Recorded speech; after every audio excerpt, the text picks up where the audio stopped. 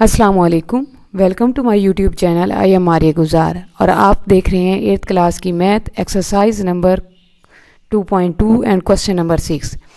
Question number 6 में हम देखते हैं कि वो हमसे क्या पूछना चाह रहे हैं। कह रहे हैं find the next term by term to term rule of arithmetic sequence.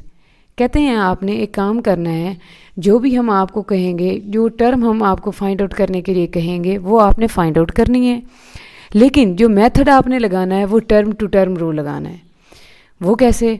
अब आप क्वेश्चन लिखते हैं और आपको साथ साथ डिस्कस करते हैं कि term to term rule method होता किस तरह का है और किस तरह आपने क्वेश्चंस को सॉल्व करना है। हमारा फर्स्ट पार्ट है 2, 8, 14 अप टू सोन। अब वो कहते हैं आपने फाइंड द नेक्स्ट, यहाँ पर 2 टर्म्स हैं, find the next 2 terms by term to term rule of arithmetic sequence. कुछ टर्म्स उन्होंने गिवन की हुई हैं और आपको कहते हैं आपने नेक्स्ट 2 टर्म्स फाइंड आउट करनी है। अब आप यहाँ पर देखें, पहले तो ये आपने जज करना है कि हमें कितनी टर्म्स दी हुई हैं। यहाँ पर ये देखें, ये 1, 2, 3, हमें 3 टर्म्स दी हुई हैं। और अगर कहते हैं कि इससे आगे वाली 2 निकालें तो इसका मतलब है वो हमसे ये पूछना चाह रहे हैं कि इस टर्म कौन सी होगी और इसकी चौथी टर्म कौन सी होगी।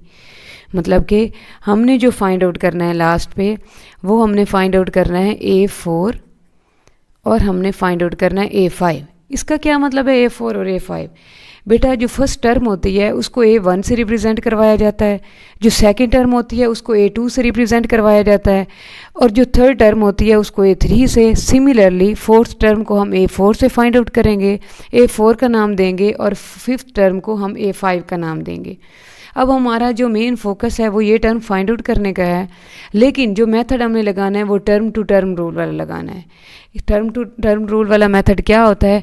फॉर एग्जांपल हमने A4 निकालना है, अगर term to term rule method आ रहा है तो उसमें सबसे पहले आपने एक काम करना है, डिफरेंस फाइंड आउट करके रख लेना है। अब यहाँ पर देखें डिफरेंस कैसे फाइंड आउट करते हैं।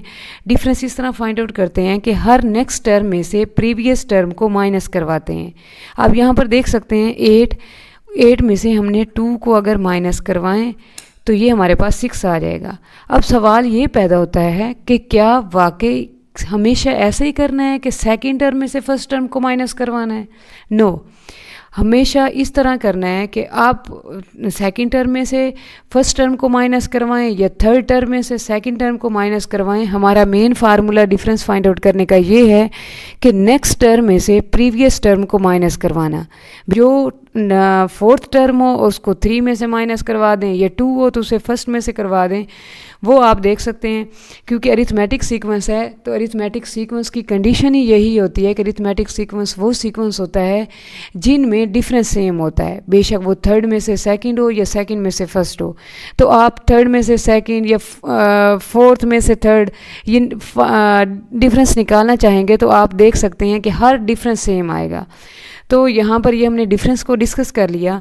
अब हम चलते हैं जी, हमने A4 निकालना है तो A4 का term to term rule method क्या है, मतलब A4 को हम टर्म टू टर्म रूल कैसे निकाल सकते हैं। तो मेरे बेटा, जो टर्म आपने फाइंड आउट करनी है उससे पीछे वाली टर्म आपने लिख लेनी है। यहाँ पर आपने A4 फाइंड आउट करना है तो A4 से पीछे आपने देखनी है कौन सी टर्म होती है। A4 से पीछे हमारी आ गई 3 प्लस उसके साथ आपने डिफरेंस ऐड करवा देना है। ये term to term rule find out करने का मेथड है।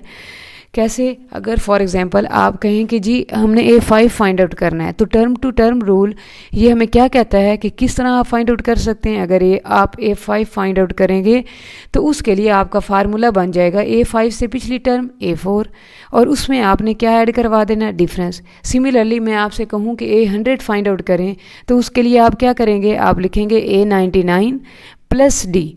तो इसका मतलब है कि अगर टर्म टू टर्म रूल में जाना है तो आपको उससे जो आपने टर्म फाइंड आउट करनी है उससे पिछली टर्म रिक्वायर्ड होगी और उसके साथ डिफरेंस आपको रिक्वायर्ड होगा। तो हमारे पास कोई सीक्वेंस दी हुई है, हमें हर चीज़ गिवन दी हुई है, यहाँ से हम इजीली फाइंड आउट कर सकते हैं। इसके लिए हमें A3 रिक्वायर्ड होगा। A4 वैसे ही आ गया क्योंकि हमने ये फाइंड आउट करना है। A3 आप मैंने पहले बताया है कि पहली टर्म A1, दूसरी टर्म A2, तीसरी टर्म हमारे पास A3, तो हमें यहाँ पर A3 चाहिए। तो A3 की वैल्यू बेटा क्या है? 14 प्लस D की वैल्यू क्या आ रही है? 6। 14 प्लस 6 ये क्या आ गया? 20। बहुत ही आसान है। इसी तरह अगर A5 पे चलेंगे तो A5 हमारे पास किसके इक्वल आ जाएगा, A5 से पिछली टर्म A4, और उसमें डिफरेंस को क्या करवाना है हमने, ऐड।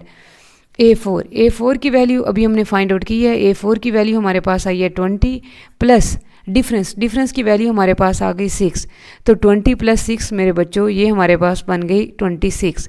बस ये बहुत ही आसान मेथड है। इसी तरह हम इसके सेकंड पार्ट की तरफ जाते हैं। सेकंड पार्ट में हमसे क्या कहते हैं, वो इसी का ही पार्ट है, तो जाहिर है इसका मेथड भी सेम ऐसे ही होगा। नेक्स्ट इसमें सीक्वेंस दिया हुआ है 1 5 9 अप टू सोन।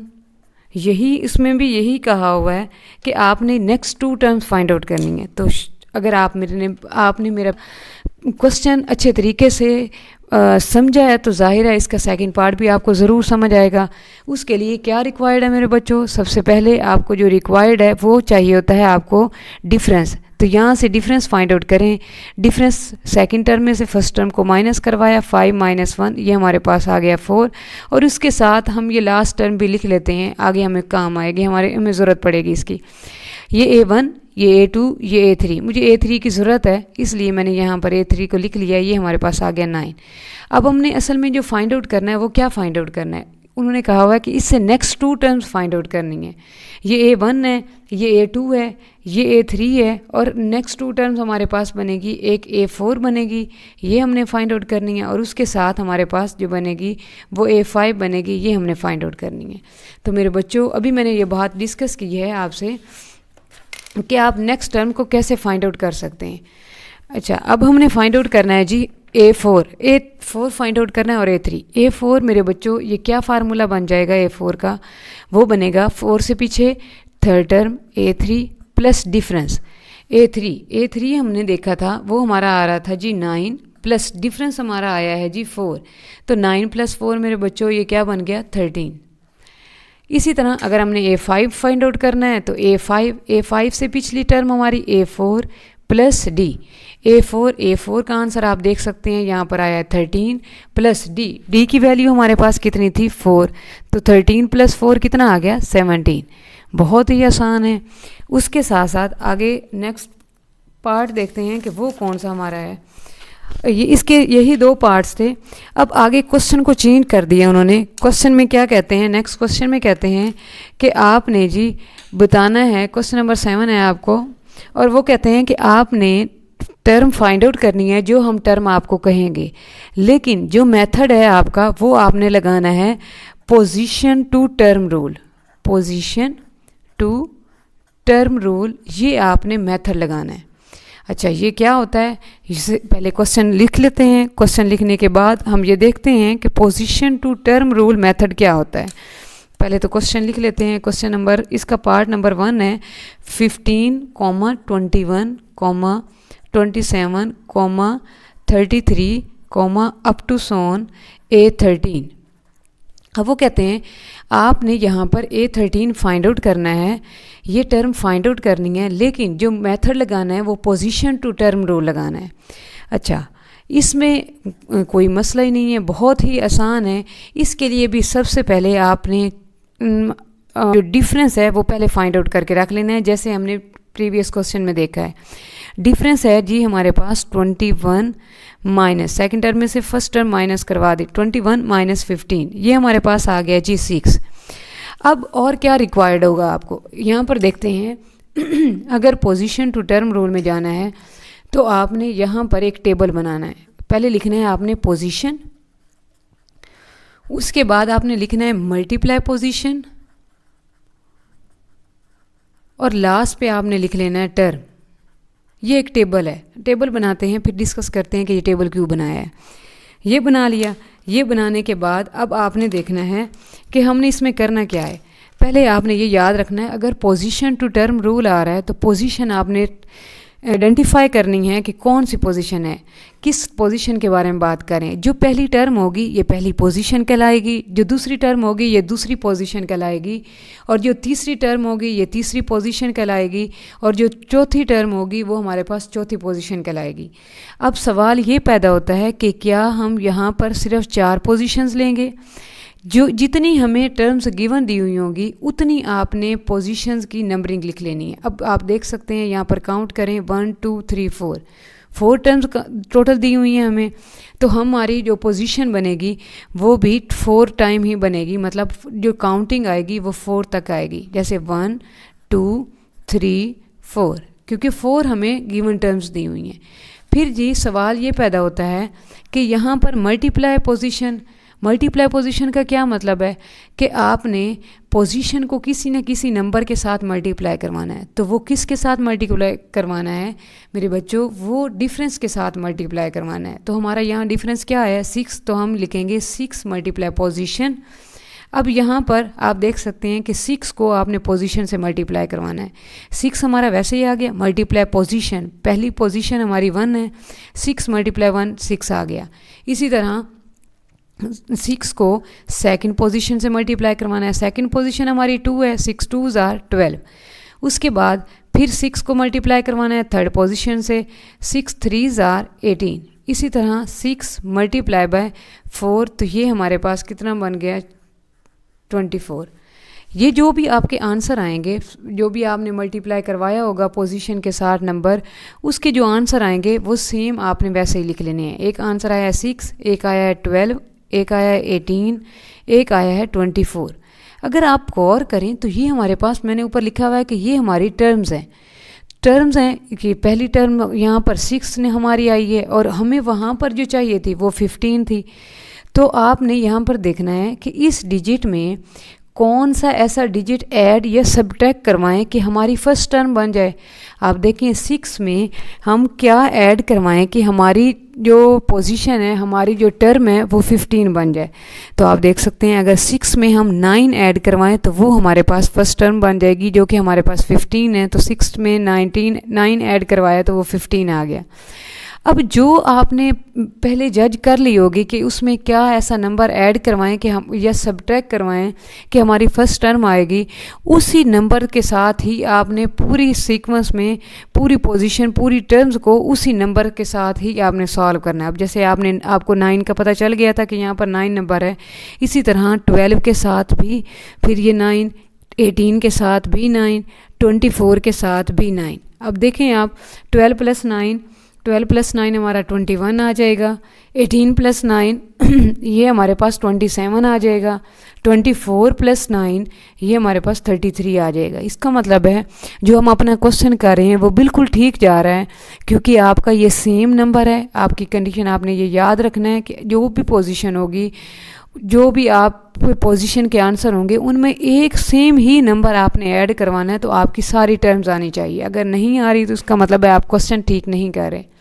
अब यहाँ पर देखें, पहली टर्म 15, इधर भी 15, दूसरी टर्म 21, इधर भी 21, 27, 27, 33, 33। अब ये सारा काम हमने सिर्फ़ और सिर्फ इस मेथड के मुताबिक किया है। वैसे तो आप आसानी से कर भी सकते थे।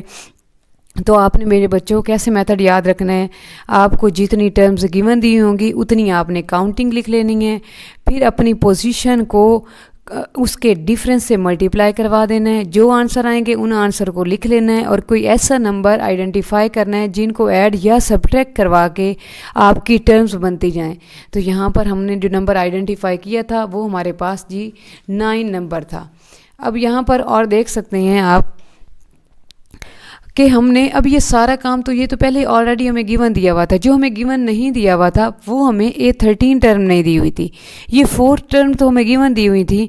अब A13 निकालेंगे तो वो किस तरह निकलेगी? A13 = अगर आपने नोट किया हो तो पोजीशन को हमने 6 से मल्टीप्लाई किया, मतलब फर्स्ट टर्म है तो फर्स्ट टर्म को 1 से रिप्रेजेंट करवा के उसको हमने 6 से मल्टीप्लाई करवा दिया। इसका मतलब है ये 13 टर्म है, तो इसकी 13 टर्म की पोजीशन 13 बन गई।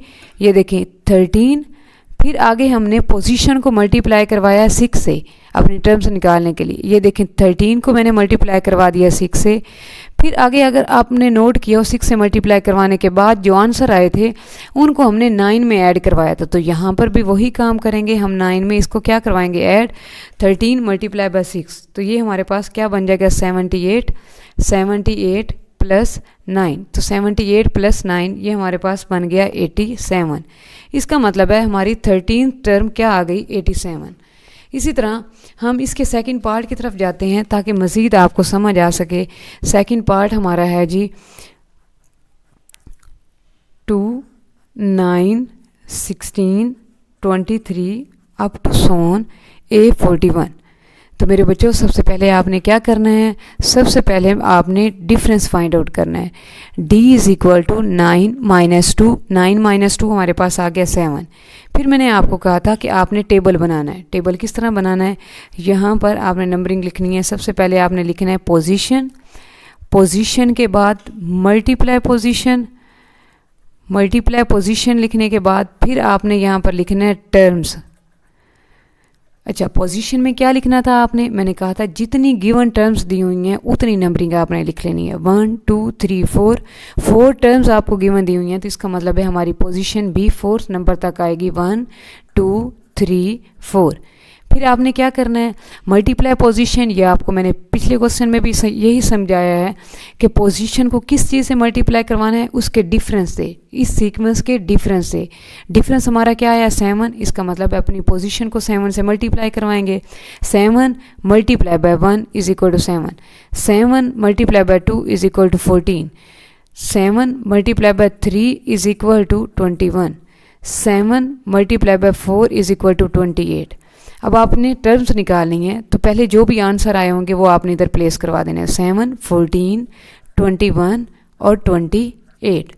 अच्छा, यहाँ पर देखें, अब फिर मैंने वही बात बताई थी, टर्म निकालने के लिए आपने देखना है कि यहाँ पर 7 है, हमारी जो फर्स्ट टर्म है वो 2 है, आपके पास नंबर ज़्यादा आ रहा है, उधर जो हमारी टर्म है वो छोटी टर्म है।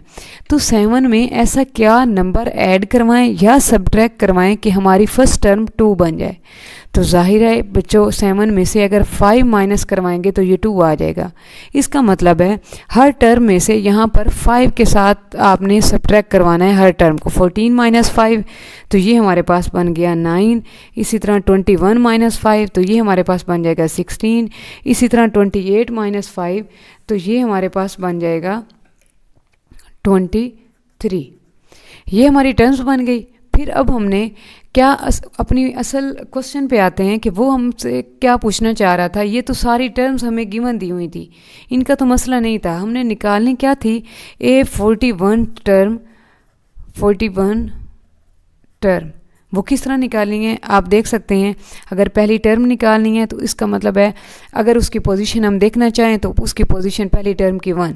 अगर 41 हमने टर्म निकालनी है तो 41 की पोजीशन 41। अच्छा, पोजीशन को हमने मल्टीप्लाई करवाना है 7 से। ये देखें, हमने पोजीशन को मल्टीप्लाई करवा दिया 7 से। A41 टर्म थी, तो जो टर्म होती है जिस नंबर पे होती है वही हमारी पोजीशन बनती है। अब ये A41 मतलब कि 41th टर्म है, तो इसकी पोजीशन क्या बन गई 41। पोजीशन को किससे मल्टीप्लाई करवा रहे हैं 7 से। फिर आगे टर्म निकालने के लिए इसके आंसर्स में से 5 को क्या करवा रहे हैं सब्ट्रैक्ट। तो सेम हम यहाँ पर भी यही करेंगे, 7 मल्टीप्लाई बाय 41। तो ये 7 1s are 7, 7 4s are 28 minus 5, 287 minus 5, 287 minus 5 ये हमारे पास बन जाएगा 282। उम्मीद है कि आपको समझ आई होगी। अगर आपको समझ आई है तो लाइक और शेयर करना ना भूलिएगा। मिलते हैं नेक्स्ट वीडियो के साथ, तब तक के लिए अल्लाह हाफिज़।